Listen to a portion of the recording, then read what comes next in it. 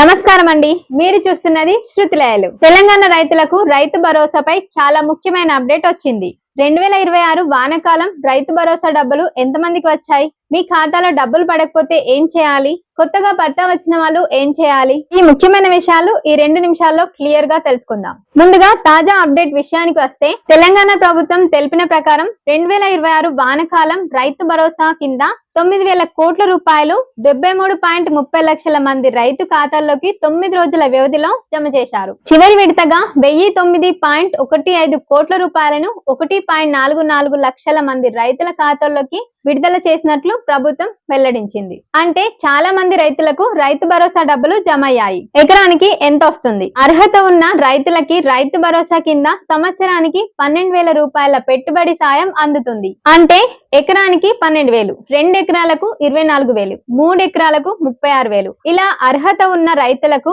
భూమి విస్తీర్ణం ఆధారంగా సాయం లెక్కించబడుతుంది. మీకు డబ్బులు రాకపోతే, ఇది చాలా ముఖ్యమైన విషయం, మీకు భూమి ఉన్నంత మాత్రాన రైతు భరోసా తప్పనిసరిగా రాదు. భూమి రికార్డులు, పట్టాదార్ పాస్బుక్, బ్యాంకు వివరాలు, ప్రభుత్వ రికార్డులో ఉన్న సమాచారం కూడా సరిగ్గా ఉండాలి. కాబట్టి డబ్బులు రాకపోతే మీ భూమి రికార్డులు చెక్ చేయండి. పట్టాదార్ పాస్బుక్ లో వివరాలు సరిగ్గా ఉన్నాయో లేదో చూడండి. మీ బ్యాంక్ అకౌంట్ యాక్టివ్ గా ఉందో, వివరాలు సరిగ్గా ఉన్నాయో లేదో చెక్ చేయండి. ముఖ్యంగా మీ పేరు రైతు భరోసా రికార్డులో ఉందో లేదో మీ ప్రాంతంలోని ఏఈఓని సంప్రదించి తెలుసుకోండి. కొత్తగా పట్టా వచ్చిన రైతులు, ఇప్పటి వరకు రైతు భరోసా పొందని అర్హత ఉన్న రైతులు pattadar passbook, Aadhaar card, bank passbook వంటి డాక్యుమెంట్ సిద్ధంగా ఉంచుకొని సంబంధిత వ్యవసాయ అధికారిని సంప్రదించండి. రైతులు జాగ్రత్త.